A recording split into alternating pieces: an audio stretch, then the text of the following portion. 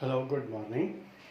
This is my 5th October's lecture, and today we are going to start a new chapter, chapter number 3, Motion in Straight Line. And for today's lecture, we shall discuss about the motion. What is motion?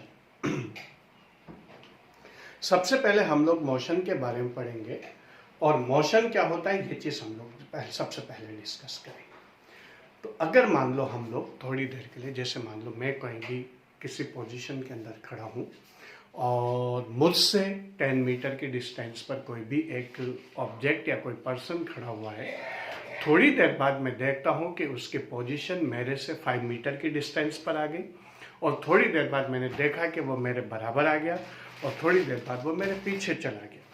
तो अगर ये चीज़ continuous time के साथ साथ अगर होती रहे कि पार्टिकल की पोजीशन किसी भी ऑब्जेक्ट के रेफरेंस में कंटिन्यूसली टाइम के साथ साथ अगर चेंज होती रहे तो हम लोग बोलेंगे that body is in motion. मान लो मैं खड़ा हूँ, मैंने देखा कोई भी ऑब्जेक्ट या कोई भी पर्सन वहाँ पर 10 मीटर की डिस्टेंस पर है, थोड़ी देर बाद देखा 8 मीटर की डिस्टेंस पर है, थोड़ी देर बाद देखा 5 मीटर की डिस्टेंस पर है, थोड़ी देर बाद देखा 2 मीटर की डिस्टेंस पर है, थोड़ी देर बाद देखा मेरे बराबर आ गया 0 और फिर थोड़ी देर बाद मेरे पीछे चला गया, मीन्स -2, -3, -5 इस तरह से हो रहा है। तो इसका मतलब ये हुआ कि वो ऑब्जेक्ट क्या है, मोशन के अंदर है। और मोशन के अंदर है तो हो क्या रहा है इस पूरी प्रोसेस के अंदर? इस पूरे प्रोसेस के अंदर यह हो रहा है कि उस पर्सन की मेरे रेफरेंस में पोजीशन कंटिन्यूसली टाइम के रिस्पेक्ट में क्या होती जा रही, चेंज होती जा रही। और इसी को हम लोग किस नाम से जान रहे? मोशन के नाम से जान रहे। तो मोशन का मतलब क्या हुआ कि किसी भी ऑब्जेक्ट की पोजीशन किसी दूसरे ऑब्जेक्ट के रेफरेंस में कंटिन्यूसली टाइम के साथ साथ अगर चेंज होती रहे, उसी को हम लोग किस नाम से जानते हैं? उसी को हम लोग बोलते हैं that object is in motion. Means अगर अपन मोशन को डिफाइन करना चाहें तो बहुत सिंपल सी डेफिनेशन इसकी बनती है, a continuous change in the position of a body. किसी भी बॉडी की पोजीशन में continuous change with respect to other body, कोई दूसरी बॉडी के रिस्पेक्ट में अगर मान लो किसी बॉडी की पोजीशन में कंटिन्यूस चेंज आता जाता है with the passage of time, जैसे जैसे टाइम चेंज होता जा रहा है वैसे वैसे अगर उसकी पोजीशन में कंटिन्यूसली चेंज होता है, ऐसा नहीं है पहले पोजीशन में चेंज हो गया फिर उसके बाद रुक गया फिर उसके बाद देखा तो कोई पोजीशन में चेंज नहीं हुआ, तो फिर हम लोग नहीं बोलेंगे कि that body is in motion. Body के मोशन में होने के लिए सबसे पहली और सबसे इंपॉर्टेंट जो शर्त होती है वो ये होती है कि उसके पोजीशन में दूसरे बॉडी के रिस्पेक्ट में कंटिन्यूस चेंज हो with the passage of time. Means हमारी डेफिनेशन के अंदर कंटिन्यूस चेंज इन पोजीशन पहली शर्त होनी चाहिए, दूसरी with respect to other body, वो दूसरी बॉडी के रिस्पेक्ट में पता चलेगा अपन को कि पोजीशन चेंज हो रही कि नहीं हो रही, और तीसरी with the passage of time. तो 3 चीजें आपकी डेफिनेशन के अंदर होगी, continuous change in the position with respect to other body or with the passage of time। ये चीज आपके पास इसके अंदर होनी चाहिए। तो मोशन की डेफिनेशन क्या होगी? A continuous change in the position of a body with the passage of time with respect to other bodies is called motion. फिर एक बार फिर बता रहा हूं, a continuous change in the position of a body with respect to other bodies with the passage of time is called motion। फिर एक बार बता रहा हूं, a continuous change in the position of a body with respect to other bodies with the passage of time is called motion। तो motion की definition हमारे पास आ गई, a continuous change, a continuous change in the position of a body with respect to other bodies with the passage of time, with the passage of time is called motion. ये हमारे पास motion की definition आई.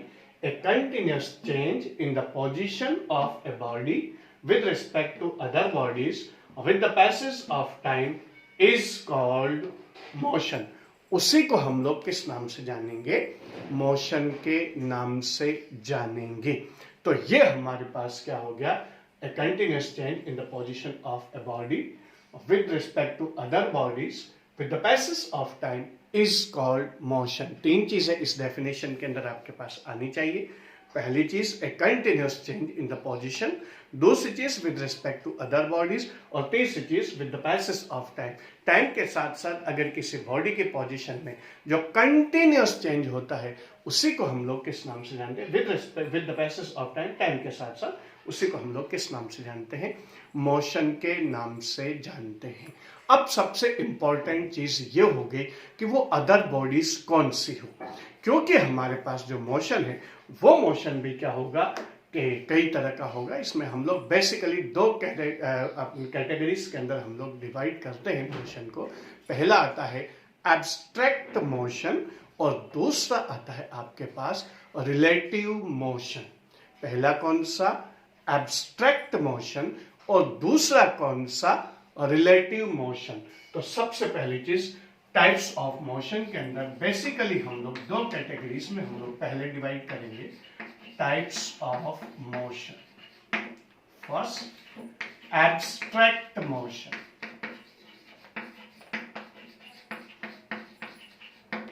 और second आता है आपके पास relative motion. ये second type का motion. Abstract motion के अंदर जिस भी बॉडी के रेस्पेक्ट में आप लोग मोशन की स्टडी कर रहे हो, that body must be in a rest position. वो बॉडी क्या होनी चाहिए? रेस्ट पोजीशन के अंदर होनी चाहिए. तो किसी बॉडी को अगर मान लो हमारे पास with respect to stationary bodies, जो अदर बॉडीज हमारे पास आ रही with respect to other bodies, वो जो अदर बॉडी वो क्या होनी चाहिए? स्टेशनरी बॉडी होनी चाहिए. और इसके अंदर with respect to other body, with respect to कोई से भी हो अदर बॉडी, कोई वो चाहे रेस्ट में हो चाहे मोशन में हो, एक ही बात है. With respect to other bodies. उसमें हम लोग ये नहीं देखते रिलेटिव मोशन के अंदर कि दूसरी बॉडी स्टेशनरी है या मोशन में है. बस वो जो भी बॉडी है मोशन में हो चाहे स्टेशनरी हो, अगर उसके रेस्पेक्ट में टाइम के साथ साथ पोजीशन में कंटिन्यूस चेंज हो रहा है तो वो मोशन हम लोग रिलेटिव मोशन के नाम से जानेंगे. और एब्स्ट्रैक्ट मोशन के अंदर बॉडी क्या होनी चाहिए? स्टेशनरी होनी चाहिए. ये आपको बेसिक कंसेप्ट एब्स्ट्रैक्ट मोशन और रिलेटिव मोशन से रिलेटेड याद रखना है. और हम लोगों के पास इसके अंदर दोनों ही टाइप का मोशन इस चैप्टर के अंदर हम लोग डिस्कस करेंगे. तो यहाँ पर आपके पास टाइप्स ऑफ मोशन के अंदर आ गया abstract motion and relative motion with respect to other stationary bodies, या कोई भी स्टेशनरी बॉडी के रिस्पेक्ट में हम लोग मोशन स्टडी करें वो एब्स्ट्रैक्ट मोशन. और अदर बॉडीज के रिस्पेक्ट में वो चाहे रेस्ट में हो चाहे मोशन में, इससे कोई फर्क नहीं पड़ता. अगर वो मोशन में तो उसी हिसाब से हम लोग उसके मोशन को डिसाइड करेंगे. और अगर मान लो वो रेस्ट में है तब भी कोई दिक्कत नहीं. यहाँ पर कोई बॉडी के लिए कोई शर्त नहीं है कि वो बॉडी रेस्ट में हो या मोशन में हो. इसके लिए शर्त है कि बॉडी क्या होनी चाहिए? स्टेशनरी होनी चाहिए. अब जब हम लोग स्टेशनरी बॉडी के बारे में डिस्कस करते हैं तो हमारे पास क्या होता है कि हमारे पास इसके अंदर स्टेशनरी बॉडी ढूंढना जरूरी है. अब स्टेशनरी बॉडी हम लोग किस तरह से ढूंढेंगे? तो सबसे पहली चीज आपके पास ये होनी चाहिए, भाई स्टेशनरी बॉडी हम लोग कंसीडर किसको करते हैं? स्टेशनरी बॉडी हम लोग कंसीडर करते हैं हाउस, मकान को, इलेक्ट्रिक पोल, हिल्स, रिवर्स, इस तरह की चीजें, यानी बिल्डिंग हो गया, पॉल हो गया, हिल हो गया, रिवर्स होगी, इस तरह की चीजों को हम लोग स्टेशनरी ऑब्जेक्ट कंसीडर करते हैं. But are they stationary? तो हम लोग अच्छी तरह से जानते हैं, बिल्कुल सिंपल सा एग्जांपल है, और we all know that the earth revolve around the sun. Earth क्या हो रही है, सन के चारों तरफ रिवॉल्व कर रही है। तो जब अर्थ स्टेशनरी नहीं है तो उसके ऊपर के जो ऑब्जेक्ट वो स्टेशनरी कैसे हो सकते हैं। तो इसका मतलब क्या हो गया कि हमारे पास अर्थ का कोई भी ऑब्जेक्ट जो अब तक हम लोग स्टेशनरी कंसीडर कर रहे थे, वो स्टेशनरी हम लोग इस वजह से कंसीडर कर रहे थे क्योंकि उनके आसपास की चीजों के रिस्पेक्ट में उनकी पोजीशन चेंज नहीं हो रही थी, इस वजह से हम लोग उन्हें स्टेशनरी कंसीडर कर रहे थे। लेकिन जब हम लोग इसको एक लार्ज उसके अंदर देखते हैं, व्यू के अंदर, तो हम लोग देखते हैं कि अर्थ रिवॉल्व अराउंड द सन। अर्थ सन के चारों तरफ चक्कर लगा रही है, तो अर्थ मोशन में हो गई। अर्थ मोशन में होगी तो उसके ऑब्जेक्ट भी किस में के अंदर आ गए, मोशन। बिल्कुल इसी तरह जैसे मान लो कोई कार वगैरह है, उसके अंदर कोई पर्सन बैठे हुए, अब उनके रिस्पेक्टिव डिस्टेंसेस में तो कोई चेंजेस नहीं हो रहा है। ड्राइवर के रिस्पेक्ट में पैसेंजर्स की, और पैसेंजर्स के रिस्पेक्ट में ड्राइवर की पोजिशन में कोई चेंजेस नहीं। तो वो एक तरह से बस के अंदर देखेंगे तो they are in rest position. लेकिन जो ही अगर कोई पर्सन बाहर से उसे देख रहा है तो जो कार चल रही तो उसके अंदर के जितने भी ऑब्जेक्ट हैं वो भी उसके रिस्पेक्ट में चेंज हो रहे। तो यहाँ पर आपके पास हम लोग कार के अंदर बैठे हुए जो पैसेंजर्स है उन्हें स्टेशनरी नहीं कह सकते बाहर के ऑब्जेक्ट के रिस्पेक्ट। सिमिलरली हमारी जो अर्थ है इट रिवॉल्व्स अराउंड द सन। तो जब अर्थ ही मोशन के अंदर है तो अर्थ के ऊपर के जितने भी ऑब्जेक्ट्स हैं, चाहे वो बिल्डिंग हो, चाहे वो रिवर हो, चाहे वो हिल हो, चाहे वो पॉल हो, कोई भी चीज हो, they all are in motion. तो ये सारी चीजें मोशन में हो गई। तो इसका मतलब मोशन के एब्स्ट्रैक्ट मोशन जब हम लोग स्टडी करने जाएंगे तो हम लोग इन ऑब्जेक्ट्स को as a stationary object consider नहीं कर सकते। उसके लिए हमारे पास स्टेशनरी ऑब्जेक्ट होना चाहिए, और वो स्टेशनरी ऑब्जेक्ट की स्टडी करने के, इसमें तो रिलेटिव मोशन में तो कोई प्रॉब्लम नहीं, कोई सी भी हो, कुछ भी ले लो आप, वो तो उसमें तो कोई चक्कर है ही नहीं। मोशन में है चाहे रेस्ट में है, कोई फर्क नहीं, उसके रिस्पेक्ट में स्टडी करते हैं। लेकिन यहां पर तो आपको स्टेशनरी ऑब्जेक्ट चाहिए, और वो अर्थ सरफेस पर कोई भी नहीं हो सकता। तो फिर कहां पर होगा, हम लोग अच्छी तरह जानते हैं। तो सारे प्लेनेट कर रहे हैं, पूरा सोलर सिस्टम मूवमेंट कर रहा है, पूरा हमारा जो यूनिवर्स है वो एक्सपैंड होता जा रहा है और एक जगह से दूसरी जगह पर मोशन कर रहा है। तो कहने का मतलब ये हो गया कि हमारे पास एब्स्ट्रैक्ट मोशन, जो एक्सैक्ट मोशन की स्टडी के लिए हमारे पास क्या हुआ, स्टेशनरी ऑब्जेक्ट हमें नहीं मिलेगा। तो फिर हमें क्या मिलेगा, इसके लिए फिर हम लोगों ने क्या किया, एक कंसीडर किया 3 dimensional coordinate system. 3 dimensional coordinate system. ये एब्स्ट्रैक्ट मोशन के लिए हम लोग कंसीडर करते हैं। एब्स्ट्रैक्ट मोशन के लिए इसका जरूरी है। रीजन क्या है, क्योंकि यहां पर आपके, अब इसके रिस्पेक्ट में हम लोग सारी की सारी स्टडी करेंगे, क्योंकि हम लोग इसके अंदर एक स्टेशनरी पॉइंट कंसीडर करते हैं, जिसे हम लोग किस नाम से जानते हैं, ओरिजिन के नाम से जानते हैं। एक स्टेशनरी ऑब्जेक्ट या पॉइंट हमने कंसीडर कर लिया। पॉइंट तो वो होता है जिसमें ना लेंथ होती है, ना ब्रेथ होती है, ना थिकनेस होती है, ना हाइट होती है, कुछ भी नहीं होता, दैट इज पॉइंट। और इस पॉइंट के बाद हम लोगों के पास क्या होता है कि हम लोग इसके लिए जिधर, जैसे मान लो इस पॉइंट पर कोई खड़ा है तो उसके सामने की साइड के ऊपर जो भी एक्सिस होगी वो किधर की तरफ होगी, होराइजन की तरफ होगी। जैसे मान लो मैं यहां पर देख रहा हूं तो जिस डिस्टेंस पर जाकर के मुझे ऐसा महसूस होगा कि अर्थ और सन उस जगह पे मिल रहे हैं, that point is called horizon. तो यहां से अगर कोई ऑब्जेक्ट को देखेगा तो ये कहलाएगा आपके पास हॉरिजॉन्टल एक्सिस। हॉरिजॉन्टल एक्सिस, या सिंपली हम लोग इसे एक्स एक्सिस के नाम से भी जानते हैं। दूसरे इसके परपेंडिकुलर डायरेक्शन के अंदर जो एक्सिस होगी वो आपके पास क्या कहलाएगी, वर्टिकल एक्सिस। ये आ जाएगी आपके पास वर्टिकल एक्सिस। वर्टिकल एक्सिस के अंदर आपके पास क्या हो जाएगा कि वर्टिकल एक्सिस होगी जिसे हम लोग वाई एक्सिस के नाम से भी जानते हैं। ये चीज आपकी जानी पहचानी है।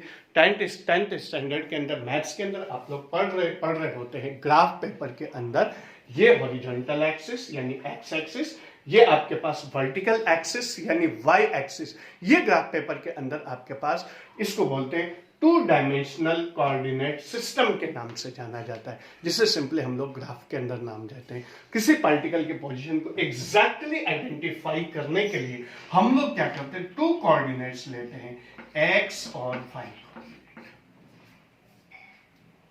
तो अर्थ सरफेस पर जितने भी ऑब्जेक्ट्स होते हैं वो सारे के सारे इस टू डायमेंशनल कोऑर्डिनेट सिस्टम से चलते हैं। लेकिन अगर मान लो, जैसे मान लो अर्थ पे और कोई भी ऑब्जेक्ट के मोशन की स्टडी करना है, यहां पर मैंने स्टेशनरी ऑब्जेक्ट या ओरिजिन कंसीडर कर लिया, सामने देख रहा हूं, जहां पर हमारे पास क्या होगा, बिल्कुल सामने हॉरिजॉन्टल एक्सिस और इसके परपेंडिकुलर डायरेक्शन के अंदर कौन सी हो जाएगी, वर्टिकल एक्सिस हो जाएगी। तो अर्थ सरफेस के सारे ऑब्जेक्ट इस टू डायमेंशनल कोऑर्डिनेट सिस्टम से कंप्लीट होंगे, जिसके अंदर पार्टिकल की एग्जैक्ट पोजीशन आइडेंटिफाई करने के लिए हमें कितने कोऑर्डिनेट्स चाहिए, टू कोऑर्डिनेट्स चाहिए। लेकिन अगर मान लो अर्थ सरफेस से ऊपर भी अगर मान लो कोई 5 मीटर की हाइट पर है, 7 मीटर की हाइट पर है, 10 मीटर की हाइट पर है, तो ऐसी पोजीशन के अंदर हमें एक तीसरी एक्सिस की और जरूरत पड़ती है, और उससे हम लोग किस नाम से जानते हैं, जी एक्सिस के नाम से जानते हैं, या सिंपली हम लोग जेड एक्सिस के नाम से जानते हैं। ये एक्सिस आपके पास क्या होगा, जैसे मान लो ये वाली चीज है, इधर हो गया आपके पास एक्स एक्सिस, इस साइड पर हो गया आपके पास वाई एक्सिस, और यहां से ऊपर की साइड पर आसमान की तरफ वो कौन सा होगा, जी एक्सिस कहलाएगा। जो अर्थ सरफेस से हाइट की जो ऑब्जेक्ट होते हैं, ऑब्जेक्ट की हाइट के बारे में हमें इंफॉर्म करेगा, और यहां पर इसकी डायरेक्शन कौन सी होगी, ये वाली होगी। लेकिन हम लोग इसमें जो पेपर में है उसमें इस तरह से शो करते हैं, ये कहलाता है जी एक्सिस। अब इसके अंदर ये भी चीज अगर मान लो आपके पास आ गई, तो यहां पर हमें हाई अर्थ सरफेस से एक सर्टेन हाइट वाली होगी, तो वो कौन सा कोऑर्डिनेट होगा, जेड कोऑर्डिनेट होगा। इसमें पार्टिकल की एग्जैक्ट पोजीशन आइडेंटिफाई करने के लिए अब आपको कितने कोऑर्डिनेट्स चाहिए, 3 कोऑर्डिनेट्स चाहिए। तो ये जो सिस्टम बना, ये सिस्टम स्टेशनरी रहेगा, और अगर पार्टिकल की पोजीशन को हमें आइडेंटिफाई करना है तो हम लोग इसके रिस्पेक्ट में करेंगे। अगर इसके अंदर हमारे पास पार्टिकल इस तरह से मूवमेंट कर रहा है कि केवल एक कोऑर्डिनेट के अंदर चेंज आ रहा है, तो उससे बोलेंगे वन डायमेंशनल मोशन। अगर मान लो इस तरह से मूवमेंट करता है कि 2 कोऑर्डिनेट्स के अंदर चेंजेस आए, तो उसे हम लोग बोलेंगे 2 डायमेंशनल मोशन। और अगर तीनों कोऑर्डिनेट्स के अंदर अगर चेंजेस आता है तो उससे बोलेंगे 3 डायमेंशनल मोशन। तो इस तरह से आपके पास एब्स्ट्रैक्ट मोशन जो हम लोग स्टडी कर रहे हैं, वही कितने तरह का हो गया, 3 तरह का हो गया। पहला 1 डायमेंशनल, यानी इसके अंदर हम लोग जितने भी स्ट्रेट लाइन के मोशन है वो सब इसके अंदर शामिल हो जाएंगे, क्योंकि स्ट्रेट लाइन के अलोंग चलेगा। जैसे मान लो इधर चला, केवल एक्स एक्सिस में चेंज आएगा, वाई और जेड कांस्टेंट रहेगा। अगर मान लो इधर या नीचे चला, केवल वाई एक्सिस के अंदर या वाई कोऑर्डिनेट में चेंज आएगा, और बाकी कोऑर्डिनेट कांस्टेंट रहेंगे। तो स्ट्रेट लाइन के जितने भी मोशंस होते हैं वो सारे के सारे मोशन कौन से होंगे, 1 डायमेंशनल मोशन होंगे। 1 डायमेंशनल मोशन।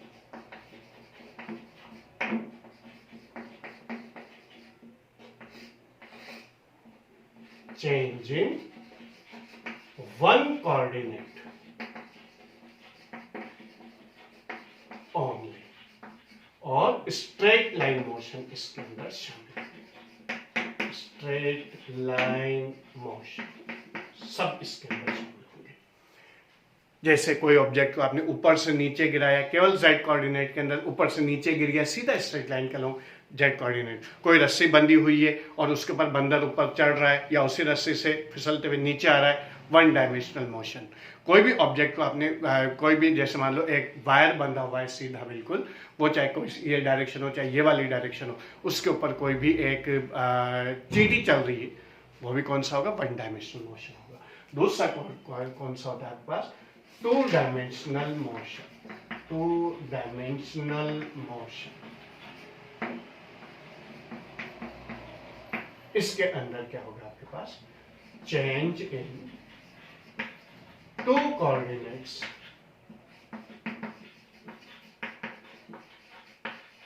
इसमें 2 कोऑर्डिनेट्स चेंज हो सकते हैं, चाहे वो एक्स वाई हो, चाहे वाई जेड हो, चाहे जेड एक्स हो, 2 कोऑर्डिनेट्स में चेंजेस हो। और ये कौन सा होता है?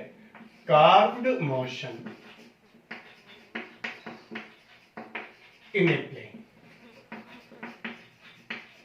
जैसे मान लो आपके पास ये इस तरह का मोशन है और पार्टिकल इस तरह से जा रहा है, तो इसमें y और z दोनों कोऑर्डिनेट एक्स वाई प्लेन है, केवल इस एक ही प्लेन के अंदर मूवमेंट हो रहा है। एक्स वाई में ले लो, वाई जेड ले लो, जेड एक्स ले लो, कोई से भी ले लो। इसके अंदर हमारे पास कर्व लाइन के अंदर जो मोशन होगा उसमें 2 कोऑर्डिनेट चेंज होंगे, चाहे वो एक्स और वाई में भी हो सकते हैं, वाई जेड में भी हो सकते हैं, जेड एक्स के अंदर भी हो सकते हैं। और सरफेस पर जो इधर उधर का जो कर्व लाइन के अलग जो मोशन होता है, टेढ़ा मेढ़ा, स्ट्रेट नहीं टेढ़ा मेढ़ा हो, वो सारा का सारा मोशन कौन सा होता है? 2 डायमेंशनल। और तीसरी टाइप आती है आपके पास 3 डायमेंशनल मोशन।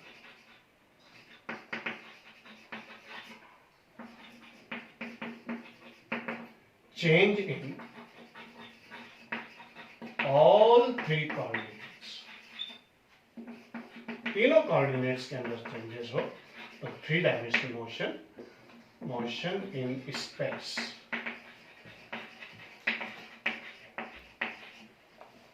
तो 2 डायमेंशनल मोशन के अंदर जैसे मान लो आपने कोई भी थ्रेड वगैरह ले लिया, इस तरह से गोल गोल घुमा रहे सर्कुलर मोशन के अंदर, या कोई भी ऑब्जेक्ट उठाकर आपने पत्थर उठा करके इस तरह से फेंका कि वो इस तरह से जा करके ऐसे नीचे गिरा, ये मोशन कौन सा होता है? 2 डायमेंशनल मोशन होता है।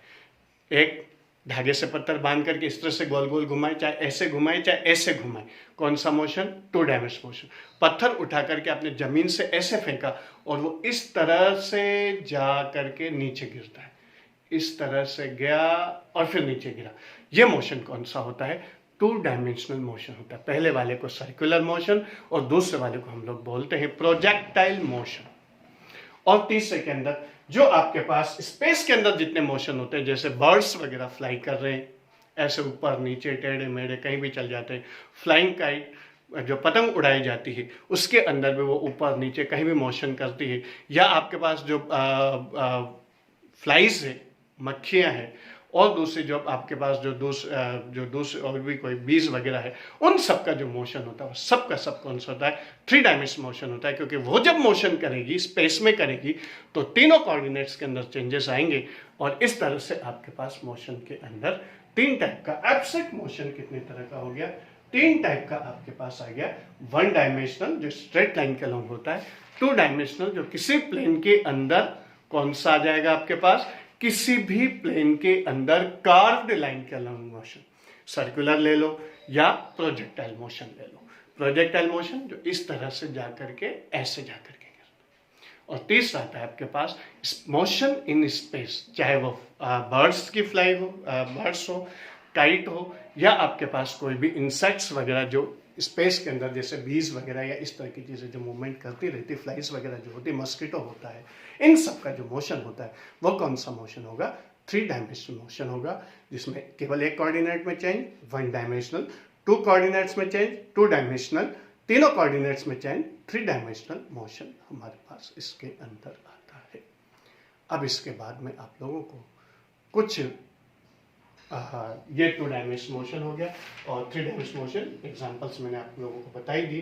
तो ये हुआ आपके पास एब्स्ट्रैक्ट मोशन। अब इस एब्स्ट्रैक्ट मोशन के बेसिस पर फिर हम लोग आगे और मोशन को और कैटेगरीज के अंदर डिवाइड करेंगे। फिर उसके बाद हम लोग कुछ बेसिक, ज़्यादा बड़ा चैप्टर नहीं है, छोटा सा चैप्टर है। कुछ चीज़ें बोर्ड ने CBSE बोर्ड ने पहले से इसके अंदर से रिमूव कर दी है, वो हम टाइम टू टाइम आपको बताते रहेंगे। और फ्यू सेकंड्स में आप लोगों को इसके लिए दे देता हूँ ताकि आप लोग इसे नोट करना चाहें तो कर लें, and then after we shall close the class.